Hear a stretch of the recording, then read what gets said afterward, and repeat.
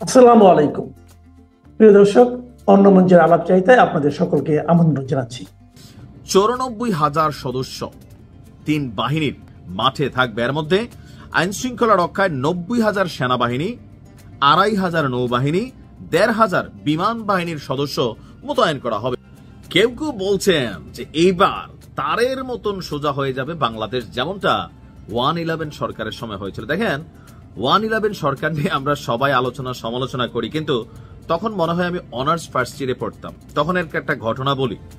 তখনকার আর্মির শাসন আর এখনকার আর্মির শাসনে বাংলাদেশের পার্থক্যটা কোথায়? তখন আমার এরকম বড় বড় চুল ছিল। যারা কুমিল্লা ভিক্টোরিয়া কলেজে পড়াশোনা করছেন অনেকেই তখন আমার চিনতেন। আমি চুলে ঝুটি করতাম। আর মানে 2007-এর দিকে, যে সরি 8-9-এর দিকে 111 সরকার যখন আসলো, হ্যাঁ, তো আমি একটা চশমা ছিল MP3, একটা ওয়ালটন হুন্ডা ছিল। আমি একদিন পালপাড়া ব্রিজ থেকে হুন্ডাটা চালায় আসতেছি, ভাই মাঝখানে আর্মির গাড়িটা দাঁড়াইলো, মানে আমার সিগন্যাল দিল, চুল কাটার জন্য সোজা আলটিমেটাম দিল। এরপরে লাইসেন্স চেক করলো, নাই, পায়ের মধ্যে আমার ক্যাটস নাই, লুকিং গ্লাস খোলা, সামনে একটা পুকুর ছিল, বললো যে 3টা ডুব দিয়ে আসো। আমি মনে করলাম যে ভাই বহুত কাকুতি মিনতি করছি, কিন্তু 3টা ডুব আমার দেওয়াইলই। শুধুমাত্র আমি না, তখন হয়েছিল কি, বাসের ছাদে যদি কেউ যাত্রী নিত, সামনের ট্যাক্সি বা সিএনজিতে যদি অতিরিক্ত কেউ নিত, এইভাবে কিন্তু শাসন করতে। এক রিক্সাতে 3 জন উঠলেও কিন্তু পিটাইতো মানুষ। এক ধরনের আর্মি বা ওই শাসন আমলটার প্রথম দিকে বাহবা দিছিল, কিন্তু আর্মিদের তৎকালীন প্রেক্ষাপটে প্রথম কিন্তু এই মহিউদ্দিন ফখরুল সরকার প্রথম দিকে মানুষের হৃদয় জয় করে ফেলছিল। অবৈধ স্থাপনা, বাজার পাটে যা আছে সব গণহারে ভাঙচুর করলো, একটা সময় ট্র্যাকলেস হয়ে গেল। এইবার আমাদের সেনাবাহিনী কিন্তু মাঠে আছে গত 15 মাস ধরে, কিন্তু কিছু কিছু এলাকায় এরকম ডর ভয় থাকলেও অনেক এলাকায় সেনাবাহিনী যে মাঠে আছে এটার ইফেক্ট আসলে পড়ে না।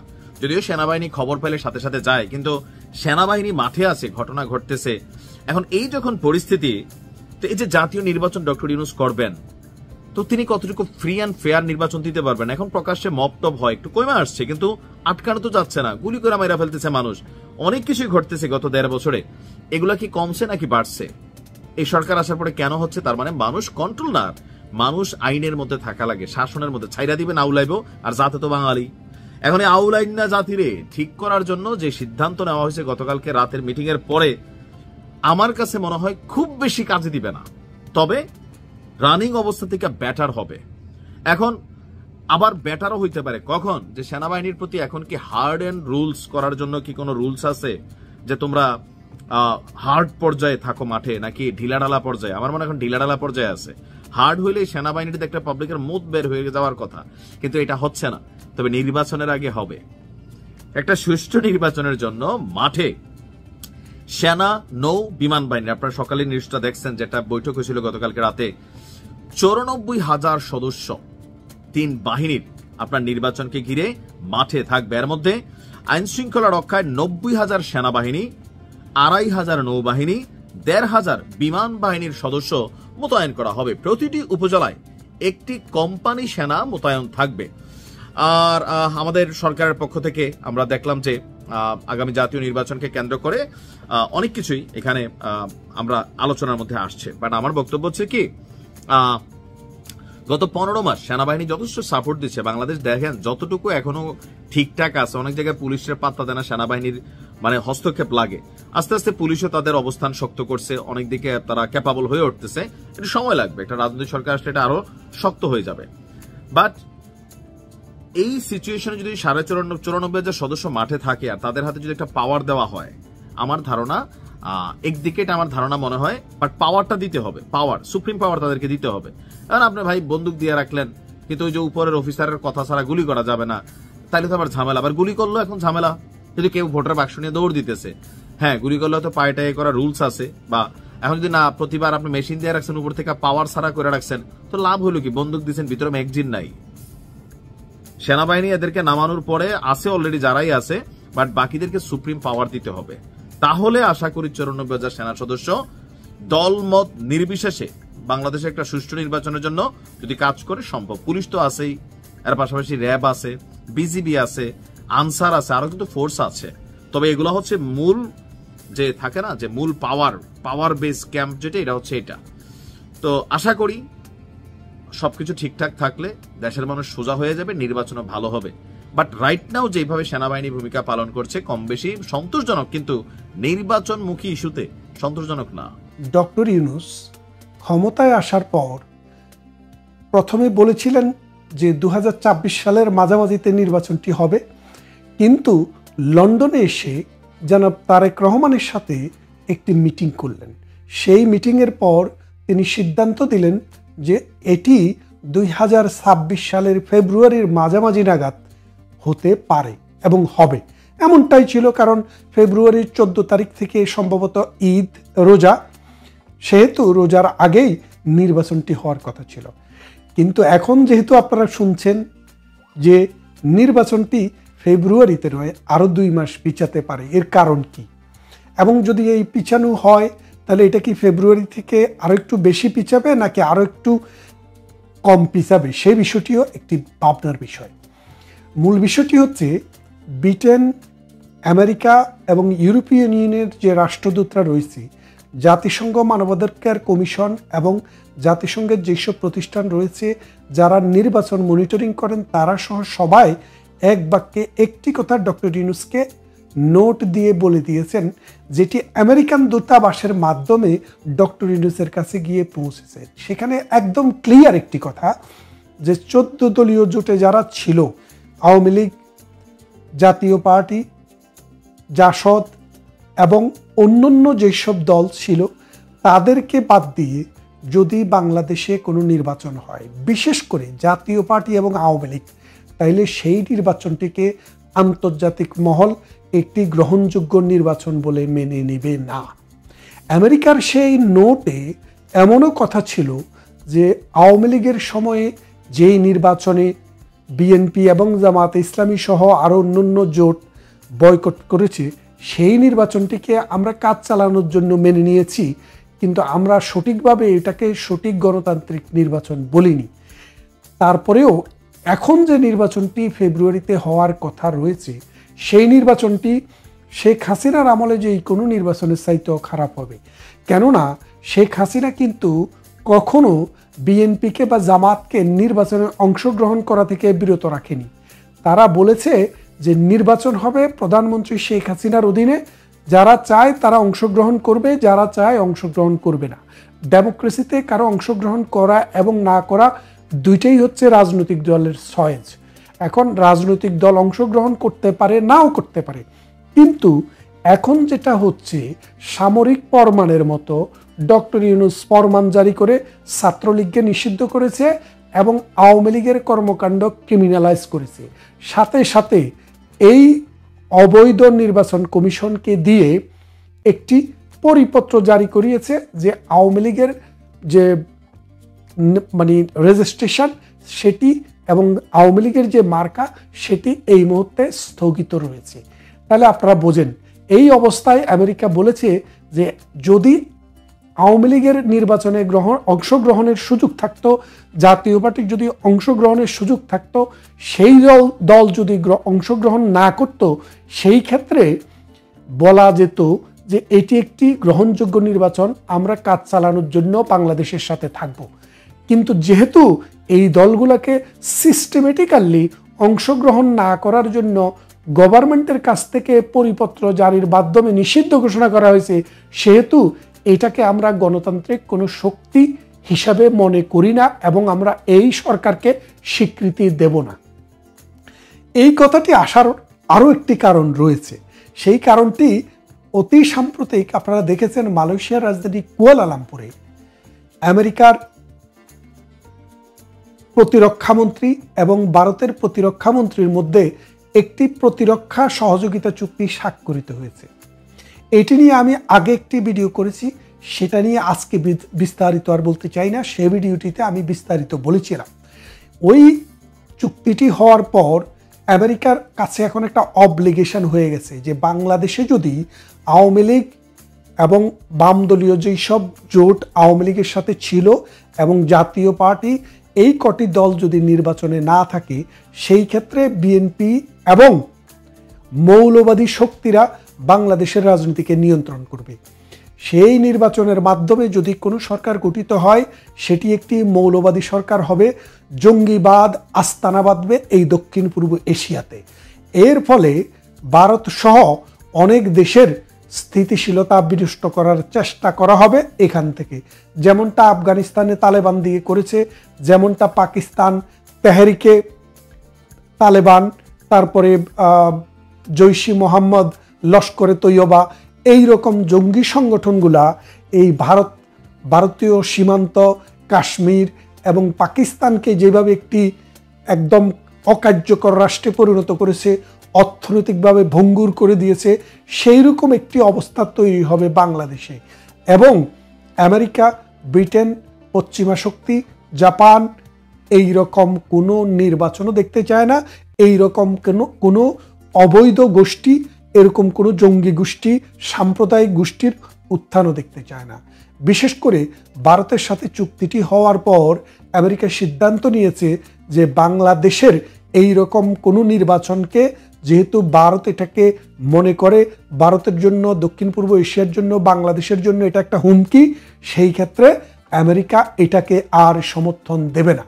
এই খবরটি পাওয়ার পর ডক্টর ইউনূস তার কিছু কিছু পারিষদের সাথে কথা বলেছেন, বলে এরকম একটি আভাস দিয়েছেন, যদি ফেব্রুয়ারিতে নির্বাচন করা হয় তাহলে আওয়ামী লীগকে কীভাবে ম্যানেজ করা হবে, জাতীয় পার্টিকে কিভাবে ম্যানেজ করা হবে, সুতরাং মাস আরও 2টি বাড়াতে হবে। কারণ হচ্ছে বাংলাদেশের বিদ্যমান কনস্টিটিউশন এবং নির্বাচন কমিশনের যে আইন রয়েছে, সেই আইন অনুসারে 3 মাস আগে অর্থাৎ 90 দিন আগে তফসিল ঘোষণা করতে হয়। তফসিল যদি 3 মাস আগে ঘোষণা করা না হয় তাহলে কনস্টিটিউশনাল যে ল সেটাকে ভায়োলেট করা হবে।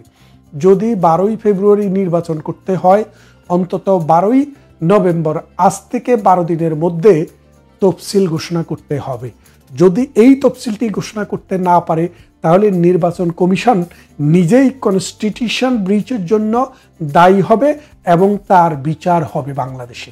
তাহলে আপনারা বোঝেন নির্বাচন কমিশন কি ফাটাবাসের মধ্যে পড়ছে। তাহলে নির্বাচন কমিশনের হাতে অপশন হলো, যদি 12ই নভেম্বরের পরে কোনো তফসিল ঘোষণা করতে হয় তাহলে নির্বাচনের তারিখও পিছিয়ে যাবে, আর সেইভাবে তারা তাদের কনস্টিটিউশনাল যে রেসপন্সিবিলিটি সেটা পালন করার চেষ্টা করবে। এখন আপনারা জানেন, যখন 5 আগস্ট ঘটে 2024 সালে, তারপর বাংলাদেশের সেনাবাহিনী প্রধান একটি বক্তব্য দিয়েছিলেন, রেডিওতে, টেলিভিশনে সেটি প্রচার হয়েছে। সেই বক্তৃতায় তিনি বলেছেন, আমরা ডক্টর ইউনূসের যে সরকার বা যে তত্ত্বাবধায়ক যে সরকার আসবে, অন্তর্বর্তীকালীন যে সরকার আসবে, সেই সরকারকে 18 মাস সময় দেব। কত মাস? 18 মাস।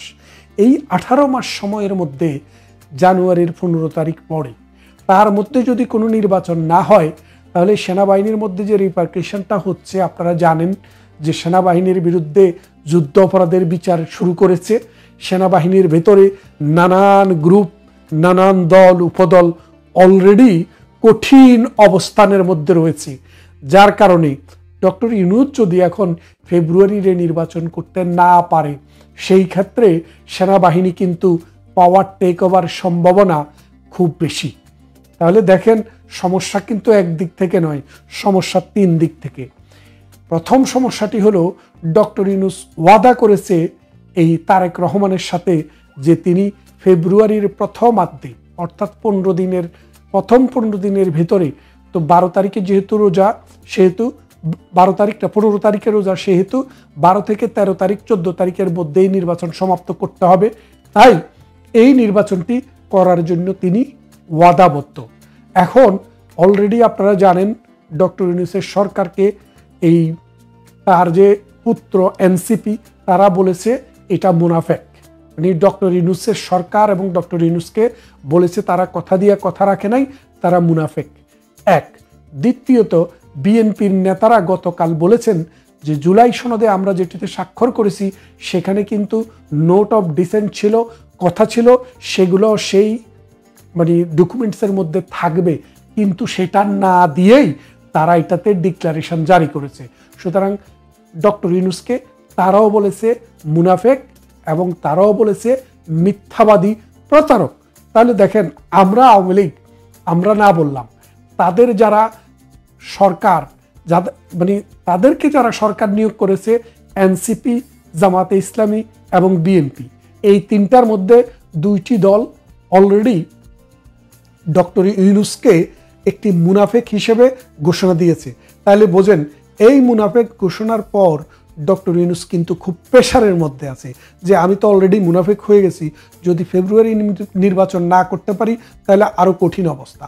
অন্যদিকে আমেরিকা এবং ব্রিটেন বলে দিয়েছে আওয়ামী লীগ, জাতীয় পার্টি এবং তার জোট ছাড়া কোনো নির্বাচন হলে সেই সরকারকে তারা রিকগনিশন দেবে না, অর্থাৎ সরকারকে স্বীকৃতি দেবে না, যেমনটা তালেবান সরকারকে দেওয়া হয় নাই।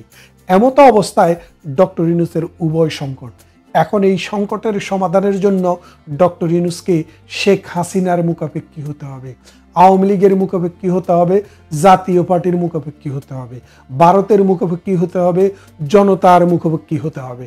কারণ আজকের দিনে একটি নির্বাচন করতে গেলে সরকারের যে স্টাবিলিটি দরকার, সরকারের যে ফোর্স দরকার, সরকারের যে ক্যাপাবিলিটি দরকার, সেই ক্যাপাবিলিটি সরকারের নেই।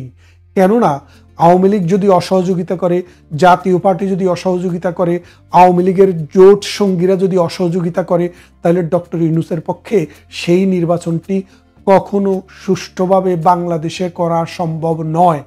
আর যদি একটি সুষ্ঠু নির্বাচন না হয়, মানুষের মধ্যে যদি ক্রেডিবিলিটি যদি তৈরি করতে না পারে, কোনো সরকার এসে বাংলাদেশে 6 মাসও থাকতে পারবে না। সাম্প্রতিক আপনারা দেখেছেন আসিফ মাহমুদ সজীব ভুঁইয়া 9,000 তরুণ ছাত্র যুবককে অস্ত্রের ট্রেনিং দেওয়ার জন্য সিদ্ধান্ত নিয়েছে এবং আহ্বান করেছে অ্যাপ্লিকেশন করার জন্য। গতকাল বিবিসিতে একটি প্রতিবেদন প্রকাশিত হয়েছে, আপনারা দেখেছেন, বিবিসি বাংলার নিউজে পোর্টালে গেলে এখনও পাবেন।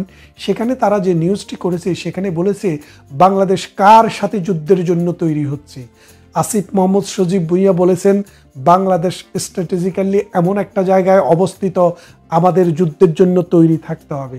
আমাদের সাথে যুদ্ধ করার মতো দুইটি দেশ রয়েছে, একটি মিয়ানমার আর একটি ইন্ডিয়া, ভারত। তাহলে আপনি দেখেন এই যে মহাভারত, এই মহাভারতের বাংলাদেশের সাথে কেন যুদ্ধ করতে হবে? বাংলাদেশ এমন কি দেবে না ভারতকে? ভারত চাইলে, আমি জানি না বাংলাদেশের এমন কি রত্ন আছে, কিন্তু বাংলাদেশের যে টেরিটোরিয়াল ইন্টিগ্রিটি, ভারত যদি চায় 5 ঘন্টারও কম সময়ে সেটা কিন্তু ভারত দখল করতে পারে।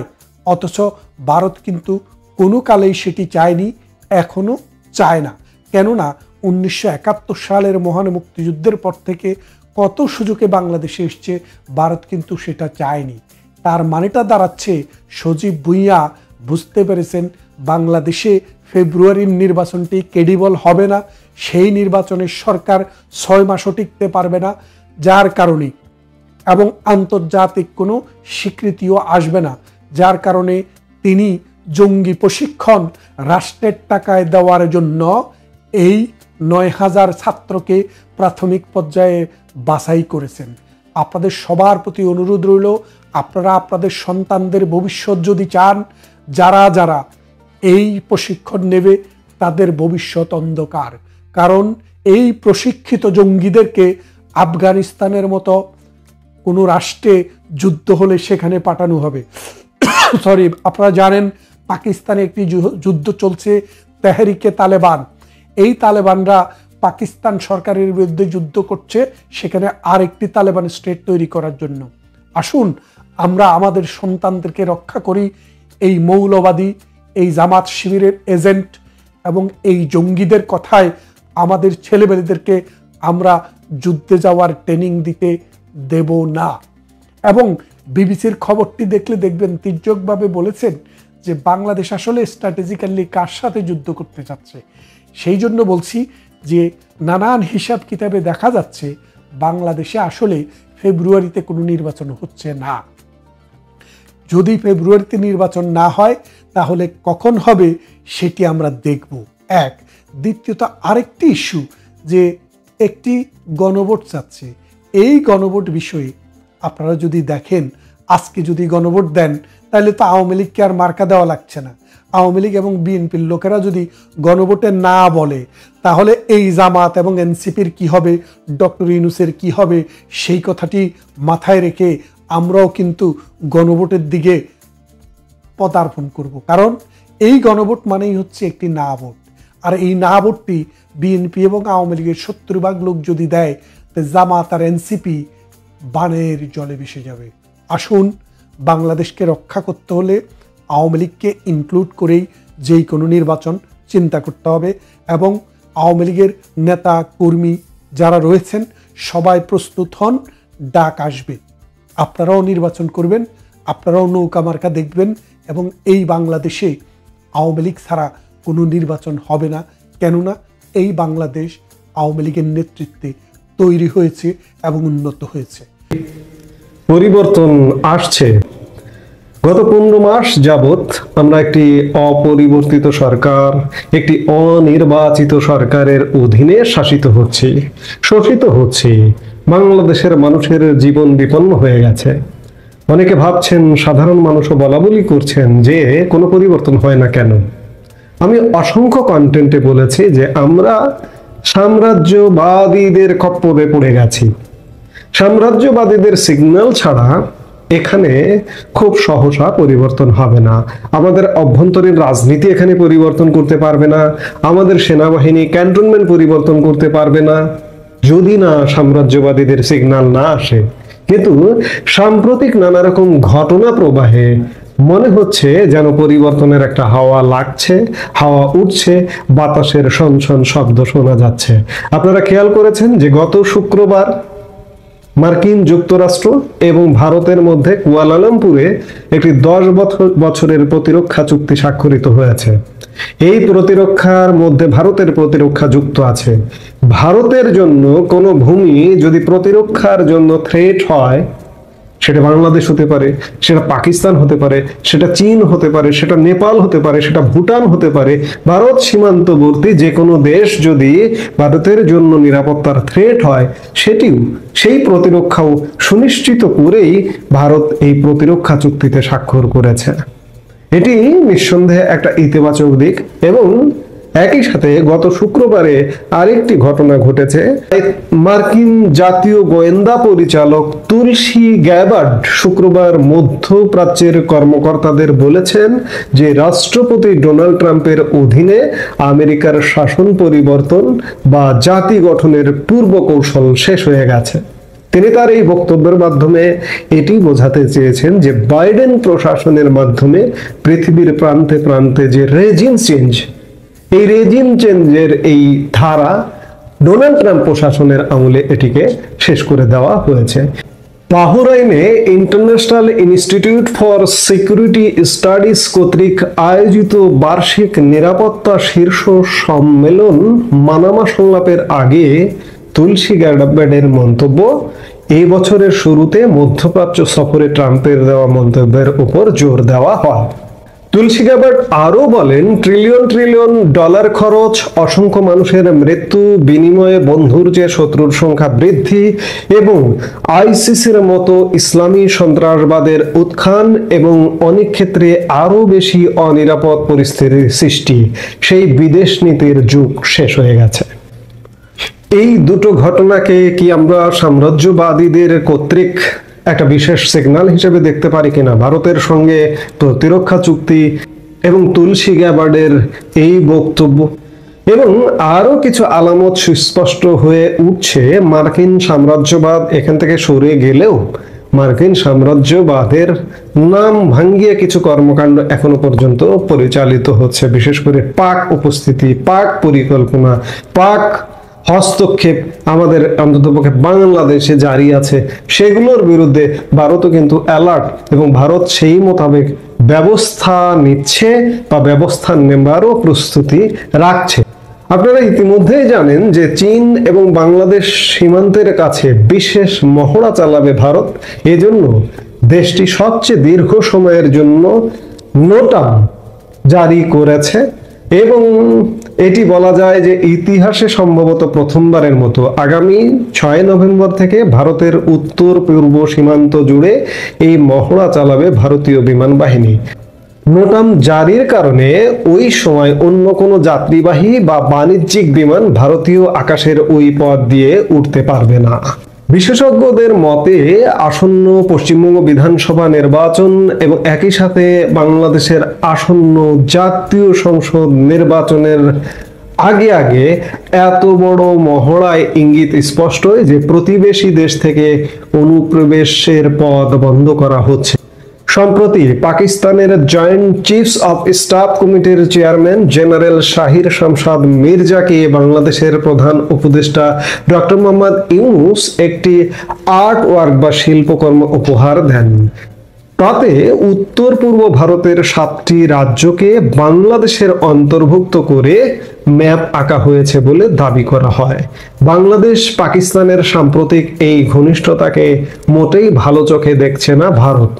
বাংলাদেশ নেতৃত্বের সাথে গত কয়েকদিন ধরে পাকিস্তানের সখ্যতা বেড়েছে বলে আন্তর্জাতিক স্তরে আলোচনা চলছে। এই অবস্থায় এই মহড়া অত্যন্ত গুরুত্বপূর্ণ বলে মনে করছেন ভারতীয় নিরাপত্তা বিশ্লেষকরা। আমি খানিক আগে বললাম যে মার্কিন সাম্রাজ্যবাদ তারা গুটিয়ে চলে যাবার পথে, কিন্তু শেষ পর্যন্ত তারা চলে গেলেও তাদের নাম ভাঙিয়ে খাওয়ার একটা প্রবণতা থাকবে এবং সেই কাজটি পাকিস্তান শেষ পর্যন্ত এখানে করবার চেষ্টা করবে এবং সেই প্রচেষ্টা অব্যাহত আছে। সেই প্রচেষ্টা থেকে পাকিস্তানের কর্মকাণ্ডকে দমন করতে ভারত নানা পদক্ষেপ নানা প্রস্তুতি নিয়ে রেডি আছে। এই যে নোটাম জারি করলো, এটিও ভারতের পূর্ব সীমান্তের ইতিহাসে এটিও একটি নজিরবিহীন ঘটনা। ভারতের বিমান চলাচল নিয়ন্ত্রণ কর্তৃপক্ষ আকাশপথে নিরাপত্তা ও মহড়ার জন্য এই বিজ্ঞপ্তিটি জারি করেছে। আমরা কদিন আগে শুনেছিলাম যে প্রধানমন্ত্রী নরেন্দ্র মোদী ভারতীয় বেসামরিক বিমান চলাচল মন্ত্রীর সঙ্গে একটা বৈঠক করেছিলেন। 3 বাহিনী প্রধান ছিলেন, সর্বাধিনায়ক ছিলেন সশস্ত্র বাহিনীর এবং বিমান চলাচল যে মন্ত্রী এভিয়েশন মিনিস্টার সেই মিনিস্টারও ছিলেন সেই বৈঠকে। সেটারই কি ফল আজকে নোটাম জারি করা? এই যে নোটাম জারি করা হয়েছে এই বিজ্ঞপ্তিটি উত্তর পূর্বাঞ্চলের চীন, মায়ানমার এবং বাংলাদেশ সংলগ্ন সীমান্ত এলাকায় প্রযোজ্য। ভারতীয় বিমান সেনার এই মহড়ার প্রধান উদ্দেশ্য হতে পারে সামরিক প্রস্তুতি যাচাই এবং আকাশ সীমার নিয়ন্ত্রণ ব্যবস্থা জোর করা। এই মহড়ার কারণে ভারতের বিমান বাহিনী আকাশপথে সামরিক ফ্লাইট পরিচালনা করতে পারে। যদিও এই মহড়ার নির্দিষ্ট করে কোনো কারণ ব্যাখ্যা করা হয়নি, তবে এটি ভারতের সামরিক ইতিহাসে একটি ব্যতিক্রম পদক্ষেপ হিসেবে চিহ্নিত করা হচ্ছে। সবকিছু মিলিয়ে মার্কিন সাম্রাজ্যবাদ এখান থেকে লেজ গুটিয়ে চলে যাবার সময় হয়ে গেছে। বাংলাদেশে অভ্যন্তরীণ রাজনীতি অস্থির। বাংলাদেশের রাজনৈতিক দলগুলো এই মুহূর্তে যদি দেখেন যে বর্তমান ইউনূস সরকারের বিরোধী সবার, বিশেষ করে জুলাই জাতীয় সনদ নিয়ে একদম বিরোধিতায় নেমে গেছেন। আরেকদিকে বাংলাদেশে সাম্রাজ্যবাদের কারণে নানা রকম নড়াচড়া। আপনারা খেয়াল করলেন যে গতকাল 3 বাহিনী প্রধান উপদেষ্টা ডক্টর মোহাম্মদ ইউনূসের সাথে সাক্ষাৎ করেছেন। এটি কি শুধুই সাক্ষাৎ, এবং সেটি হঠাৎ করে আকস্মিক সাক্ষাৎ, এবং এই সাক্ষাতে যেসব ব্যাখ্যা করা হচ্ছে সরকারের তরফ থেকে সেই ব্যাখ্যাগুলো আসলে সঠিক নয়। অন্যদিকে আগামী 4 তারিখ মঙ্গলবার সুপ্রিম কোর্ট প্রধান বিচারপতি ফুলকোর্ট সভা ডেকেছেন। ফুলকোর্ট সভা এটি হতে পারে বিচার বিভাগের সর্বোচ্চ আদালতে ফুলকোর্ট সভা হতে পারে। প্রধান বিচারপতি দায়িত্ব নেবার পরে একবার ডেকেছিলেন, আবার দ্বিতীয়বার ডাকলেন। আপনারা জানেন যে তত্ত্বাবধায়ক সরকার ইস্যুটা এই মুহূর্তে জোরালোভাবে আছে উচ্চ আদালতে, এবং এই তত্ত্বাবধায়ক সরকার ইস্যুকে কেন্দ্র করে একটা তত্ত্বাবধায়ক সরকার কিংবা একটা 111 টাইপের সরকার বা সেই রকম কিছু একটা আসে কিনা। কারণ বাংলাদেশে একটা নির্বাচন হতে হবে এবং অবাধ, নিরপেক্ষ, সুষ্ঠু এবং ইনক্লুসিভ নির্বাচন হতে হবে। এটা সারা বিশ্বের দাবি, সবার দাবি। মার্কিন সাম্রাজ্যবাদও এখন দাবি করছে আসলে যে সবার অংশগ্রহণে নির্বাচন, এবং সবার অংশগ্রহণ নির্বাচন বলতে এখানে অন্য সবাই তো আছে, আওয়ামী লীগকে বাইরে রাখা হয়েছে।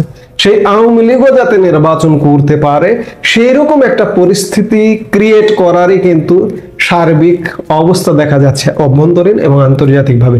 অভ্যন্তরীণ ক্ষেত্রে যাই করুন না কেন কিচ্ছু হবে না যদি আপনি আন্তর্জাতিক সিগন্যাল না পান।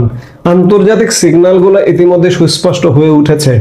প্রতিরক্ষা চুক্তি, তুলসী গ্যাবার্ডের রেজিম চেঞ্জ সংক্রান্ত বক্তব্য এবং ভারতের নোটাম সামরিক মহড়া, আকাশপথে সামরিক মহড়া জারি, এগুলো এক একটা থ্রেড বললেও যদি বলেন তাহলেও ভুল হবে না, থ্রেডও বলতে পারেন। এটা এক প্রকার সিগন্যাল দেওয়া এসব। কাজে বাংলাদেশের পরিবর্তন আসছে, পরিবর্তন দেখা যাচ্ছে, পরিবর্তনের আলামত গুলা সুস্পষ্ট। ইউনূস সরকারের চেঞ্জ আসছে খুব শীঘ্রই, হয়তো এই নভেম্বরেই সেটি হয়ে যেতে পারে। এখন দেখার বিষয় যে কি হচ্ছে।